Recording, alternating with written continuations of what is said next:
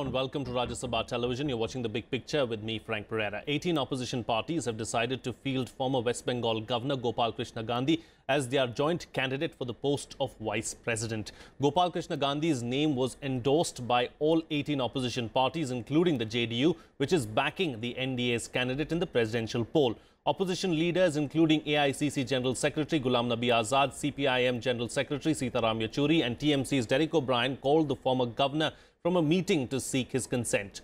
The NDA is yet to name its nominee and is expected to do so in the next few days. The vice presidential election, if required, will take place on August 5th. Votes will be counted the same evening. On this edition of The Big Picture, we will take a closer look at the vice presidential elections. Joining me on the program today are Aditi, Phadnis, political editor, Business Standard; Ashok Tandon, senior journalist; Vinod Sharma, political editor, Hindustan Times; and Professor Pushpesh, Pant, political analyst. Thank you so much to all my guests for joining me on this edition of The Big Picture. Vinod Sharma, I'd like to begin with you, of course. The name of Gopal Krishna Gandhi has been endorsed by all 18 opposition parties, but it's a foregone conclusion, isn't it? I mean, the NDA candidate is going to win this election. First of all, let me make 2 points. Of course, it's a no-brainer because BJP has overwhelming numbers if you include their big majority in the Lok Sabha. And the electoral college for the vice president is the Lok Sabha and the Raj Sabha, including, interestingly, even the nominated members can vote for the vice presidential election. But this choice of Mr. Gopal Krishna Gandhi is important to me as a student of politics for 2 reasons. One, well, of course, if I say lineage, it will be infra dig for him because Mr. Gopal Krishna Gandhi is a public intellectual of great merit in his own right today in India. And if you count these public intellectuals that we have, they are just a few. We can count them on our fingertips. And he has been a governor, and he has also been secretary to a former president, Mr. K.R. Narayanan. So he has very strong credentials to be vice president, though he doesn't have any parliamentary experience. But there have been many vice presidents without any parliamentary experience. His immediate predecessor, Mr. Hamid Ansari, had no parliamentary experience. So it isn't at all surprising that they have put his name. Secondly, for the ruling party to oppose someone like him with such impeccable credentials would be a little difficult, though they are bound to oppose him. But the third and the most important point is that Mr. Gopal Krishna Gandhi's candidature was mooted not by the Congress party, but by other opposition. And in that limited sense, the Congress party has done a course correction from the talent scouting which it was doing for the presidential election, where it stuck to its own candidate Meera Kumar, and they waited until the ruling party gave their candidate. This time they have first given their candidate and put the ruling party in a rather difficult position of rejecting him and giving another one. So it's an interesting strategy, and that has also perhaps helped them present a more united picture on the vice presidential candidature than they were able to present for the presidential candidature. Right. Aditi, Phadnis, has that what has happened? Has the Congress or the opposition learned from its mistake from the presidential nomination, and then that's why decided to nominate the candidate before the ruling party or the NDA?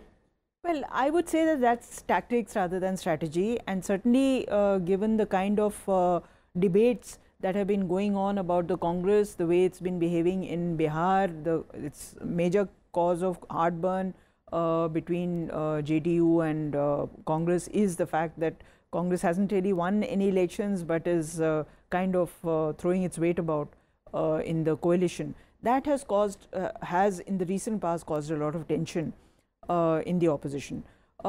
I would like to look at it slightly differently and say that the choice of Mr. Gandhi is actually in a continuum that goes back to Sarvepalli Radhakrishnan, and the fact that a professional person, maybe with a background in politics, maybe has been intermittently the vice president and therefore the chairman of the Rajya Sabha.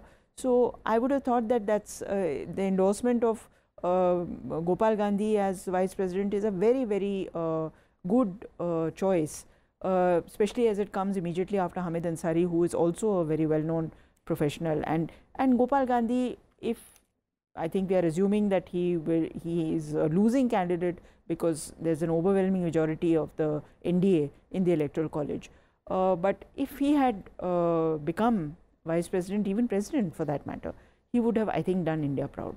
Okay. You know, Mr. Tandon, do you believe that, you know, it's going to be difficult now for the NDA to come up with a candidate who's going to be better than Gopal Krishna Gandhi? They really have to pull a rabbit out of the hat? I doubt there will be any problem. See, the thing is, after the choice of presidential nominee by the opposition, there was criticism on two counts. Number one, why did you delay it? Why did you wait for the NDA to first come with a candidate? And second was that why did you react? Dalit versus Dalit. So these two criticisms were faced by the entire opposition. And now this time apparently they have first announced the candidate. But one thing which is not being discussed in the media is that if Gopal Gandhi's choice is to have a united opposition, well, Gopal Krishna Gandhi was available even for the presidential nominee also. So that means in the first round, for the choice of the presidential nominee, certain opposition parties were least bothered about opposition unity, and there the blame lies with the Congress. See, Gopal Gandhi's name, as Aditi said, was there in 2012 election as well, and this time round his name was being suggested by the left, by many other political parties for the presidential candidate, but it was not acceptable to Congress. And that is what delayed the nomination for the presidential election, if I am correct. There were 3-4 rounds. In every round, non-Congress opposition were suggesting Gopal Gandhi's name, telling them that there could be a unanimity on his name and we can put up a united opposition candidate. And especially when the presidential election was not a foregone conclusion in the sense that the NDA didn't have an absolute majority. They were still short of some That's votes. not the case in this time around. This time around. And now why Congress has accepted Gopal Gandhi? That shows that at the first instance, they did not want to concede the presidential nominee to a non-Congress person. Now also, they have given the vice presidential nomination to Gopal Gandhi, who is a non-political person. So, at the meeting of 18 opposition parties, Congress, having got the presidential nominee, has not given vice presidential nominee to any other political party. So, that is a very clever move on the part of the Congress. See, all opposition parties in the first place, as I said, including Trinamool Congress, were favouring Gopal Krishna Gandhi. Even Nitish Kumar was favouring Gopal Krishna Gandhi for the presidential nominee. But there they did not concede. Now they have given it to a non-Congress person, a political person, but not to any regional political party or non-Congress political party. Sure. So Gopal Gandhi's choice has always been there as a widely acceptable choice, and there cannot be any debate on his credentials. And but one thing which I would like to say, I was personally, as I have known Gopal Gandhi for about more than 20 years, knowing fully well that he is not going to be elected, perhaps he would have refrained himself from getting into the politics of vice presidential election, especially when he is not going to win, because in 2012 he could have been a winner. Right. And at that time he was not put up even for vice presidentship. So that is one thing which perhaps must have been hurting Gopal Gandhi, and now because it's a foregone conclusion, but well, he has accepted it, and I think he is one of the best choices as far as opposition is concerned. Sure. Okay. As far as the opposition is concerned is what you're suggesting. You know, Professor Pant, as we've heard the journalist speak now, as a political analyst, what is your reading of what has happened? I think whether it's hurting Mr. Gopal Gandhi or not, it certainly hurts me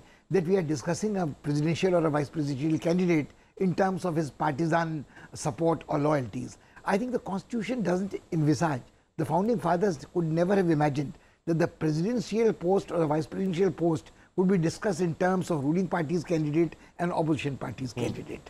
I think it demeans the office. I mean, the individual and his credentials are impeccable.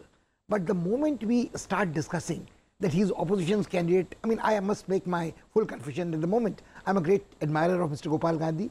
I have not known him personally as Tandon and some others might have known, but I have known him in public life, and I have known his humility, his modesty, his razor-sharp intellect, and almost encyclopedic, like a Renaissance man kind, like of a range of interests and equipment. So you're suggesting that we should rise above party lines, but why will the... No, I'll go further. I'll go further. It also hurts me whenever he is mentioned, he says Gandhiji's grandson, and one distinguished journalist has mentioned as Gandhiji's great-grandson now. So I think the problem is that I think the lineage is not important in a democracy. His own credentials, service in IAS, service in diplomatic arena, looking after culture, a playwright of eminence who has written about the composite culture of this country and his play on Dara Shikoh. You may have Dara Shikoh as your hero or a villain, but he has literary achievements to his credit. He teaches with the degree of passion at a private university at the moment post-retirement from his post of governor, where the students are enthralled. He flies twice a week from Chennai. So there is a man who is well-rounded, who has held constitutional office as a governor, who has held office as a diplomat, and he has skills perhaps to negotiate. Mr. Tandon has a counter, and then I'll let you complete. I'll come back to you. Allow me just to take the last sentence. Yes. He may have a counter for me. I'm not here to canvass for Mr. Gandhi. Right. I'm only making the limited theoretical point that an individual should not be identified during the contest as opposition's candidate or ruling party's candidate and then be tested. Okay, fair enough. Yes, Mr. Tandon. No, the point is well taken. But Professor, I would like to know from you, then why was he not picked up for presidential nominee this time or vice presidential nominee last time?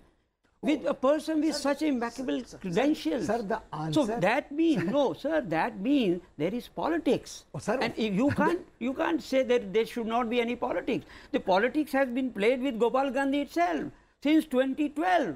Why was politics played with? He was literally made a football. In 2012, you consider him for presidency, then you consider him for vice presidency, then you forget about him. When it comes that there is total near unanimity within the opposition on his name for presidential nominee, he was not considered by Congress party. This time round, you want to show there is a unanimity within the Congress party opposition, therefore Gopal Gandhi. Okay. No, are we making fun of Gopal Gandhi or what? Okay. Yes, Professor Pant. I think Mr. Sharma also wants to chip in. Yeah. Then you probably... Okay, then I'll come back to you. Yes, Mr. Sharma. First of all,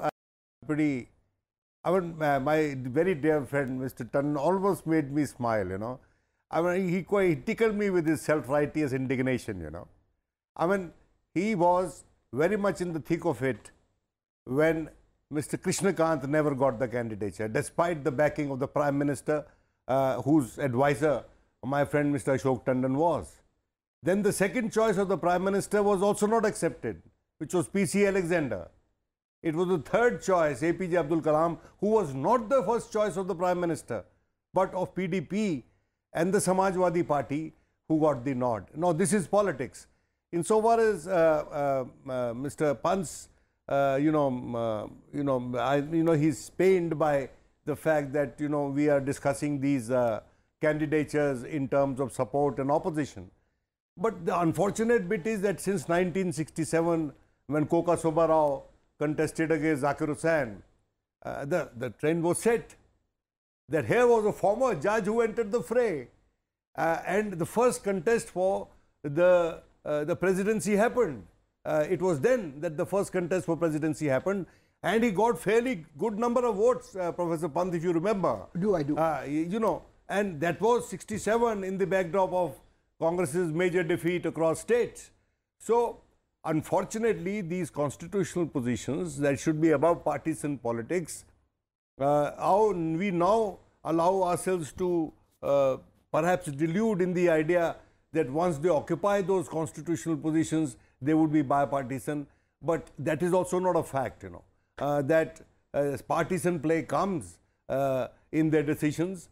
And if you can study presidency after presidency, you would get to know that there were occasions when presidents seem to have let the countrymen down as the first citizen of the country.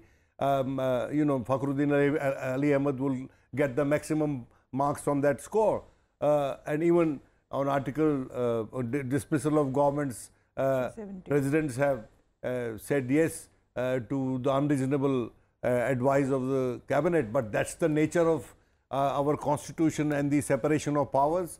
The president can at best ask the government to reconsider, but the government, after reconsidering, if it sends the proposal back, is to sign, because we can't have an adversarial presidency, to an elected government, and the nature of the presidency is determined by the process by which it is elected, which is indirect elections. Sure.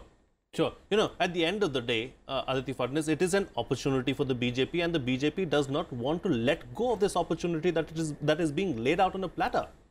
Well, the question really is what is it that the job brings to the table? What is it that the job entails?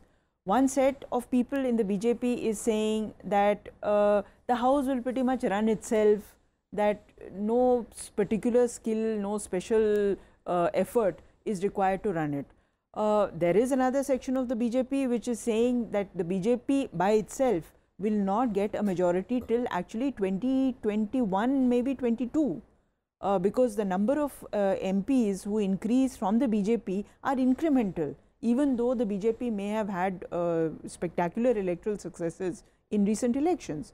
So the question is, you do need some skills to run the house. You do need eyes at the back of your head, particularly when there are such important people in the Rajya Sabha from the opposition as Anand Sharma, Ghulam Nabi Azad and P. Chidambaram and Manmohan Singh. So these are people who know what they are talking about. Kapil Sibal is a well-known lawyer. These are people who know what democracy and running the mechanics of democracy are all about. And Rajya Sabha is the only house, given the nature of our parliament, where you can actually put the opposition, I mean put the government on the mat. So given this kind of a background, what kind of a person do you need as the vice president and therefore the chairman of the Rajya Sabha? You need a person who has experience, who has some idea of running democracy, who has some idea of well, seemingly bipartisan kind of conduct, and who understands the political challenges even before they become challenges. Sure. So I don't know what that kind of person is whom the BJP will propose, but to me it seems that you need an experienced person to run the house. That continues to be a challenge. Okay. Mr. Tandon, do you want to respond to what Mr. Sharma said first? And also secondly, can we get some guesses as far as who could be a possible candidate really? Because I know it's a difficult job. I know it's going to be extremely difficult because no one really had Ramnath Kovind on their lips when we spoke about the presidential election, but I'm still going to try and get a guess from you. I think let's avoid guessing, because media also has stopped guessing and speculating about the NDA's vice presidential candidate. Let's wait for a couple of days. No, but my question to Professor still remains. Why Gopal Gandhi was denied the presidentship in 20... Okay, let him respond to that, and then I'll come back to you. That has hurt me, because he is a good friend of mine, and since 2012 we have been making, his name was floated, particularly when UPA was in power. And let him respond to that, and then you can add to that. Yeah, because that is very critical, because when he could have become president or vice president, he was not considered. Sure. And now, yes, Professor, even not considered for president. An insider and a backroom boy for much too long, and I think he knows fully well why he was denied office and under what considerations.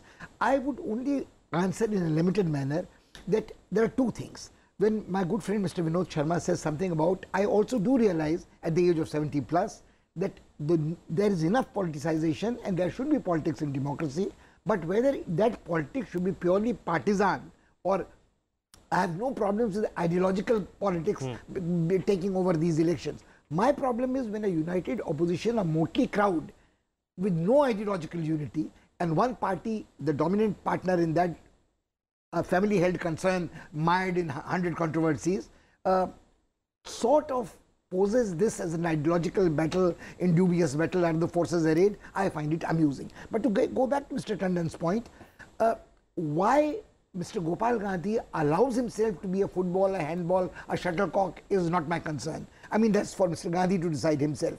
I think he's wise enough a person, experienced enough a person, and to champion a lost cause. I mean, that is what Subhash Bose was told once by Jawaharlal Nehru in a bunch of old letters. I think his grandfather fought several causes which were lost causes. So probably there is some residual sense of decency in a man in a democracy who says, fine, I will go down fighting, but I will fight and make a point. So that's the short answer to his question. My problem is still one more. He is reluctant to take a guess. The other journalists might be taking a reluctant guess. I will not name names, but I will put my neck on a chopper. Now what the NDA will do, it will squeeze on the other leg. They will pull a rabbit out of their hat. In this country of 1.35 billion people, surely there are, Vinod rightly said, public intellectuals can be counted, eminent public intellectuals on a finger of one hand with thumb to spare. That you thumb your nose at the opposition. But the point is, this game of musical chairs, who grabs it fast, they know they have the numbers. They will pull the surprise on the united opposition by pulling on them. They can't pull a caste card, but a minority card and a tribal card and a gender card can still be pulled. Okay. So if that happens, that divides the united opposition. Again, the son of soil or the daughter of soil principle will come. And I think, again, no names because it might hurt the candidature of a person or the other. Right. I can think of two eminent ladies of different ages who have held constitutional office, who have enough experience, and who will have primordial loyalties in the democracy. I think you've given us enough to muster a guess. But Mr. Tandon, do you want to add something? No, I have no reason to disagree with Professor as far as his guess and speculation is concerned. But as I said, in politics, it's very difficult to speculate because Mr. Modi is known for, surprises. He has surprised the nation on several occasions, and you never know. But going by conventional wisdom, I tend to agree with him that these are the perhaps options before the NDA. But I think let's wait for a couple of days. Okay, fair enough. Taking the discussion forward, Mr. Sharma, we've got 4 minutes left on the program. So quick closing comments from all my guests. With all that's been happening with the JDU and with the RJD, really, do you believe that the Mahagathbandhan is now here to stay with the JDU backing the vice presidential nominee? Yeah, I think that Nitish will back Gopal Krishna Gandhi. It suits Nitish to back Gopal Krishna Gandhi. Let's not forget. You see, no, he even proposed Gopal Krishna Gandhi for presidency. No, that's what I said in the very first instance. He was a candidate who was proposed by the left and Trinamool and JDU, and at that time for the presidential race, and which didn't find acceptability, and the Congress cut a sorry figure. But this time the Congress has sought to make some course correction. Whether it is of any value or not, I cannot say. But they have tried to make a course correction. And Gopal Krishna Gandhi, insofar as the experience bit my friend Aditi was mentioning, if I may help recall that there was a president called Gopal Swarup Pathak. He didn't have any great experience. He came from the judiciary. Then we had Mr. Hidayatullah. He was from judiciary. And then we had Mr. Hamid Ansari. When Mr. Hamid Ansari was made vice president, I remember that there was a lot of speculation whether he'd be able to run the house, but he has done a pretty formidable job.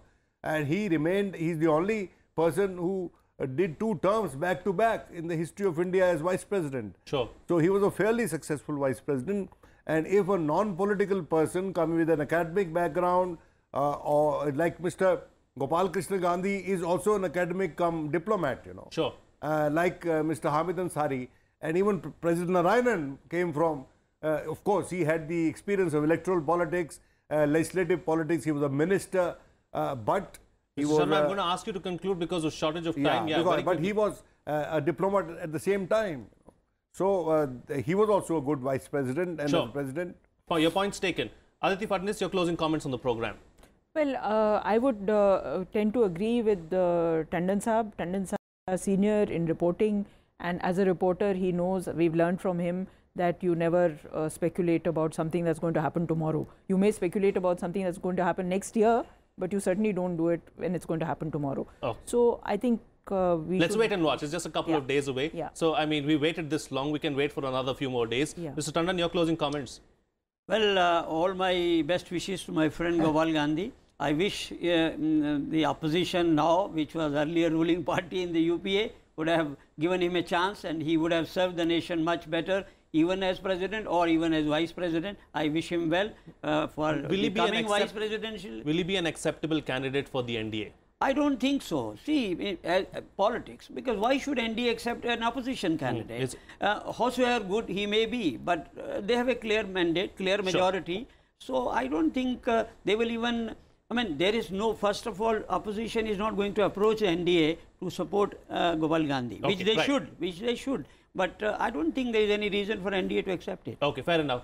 Professor Pant, close the show for us with your concluding remarks. The Song of Solomon, Ecclesiastes, the battle is not to the brave, nor the race to the swift.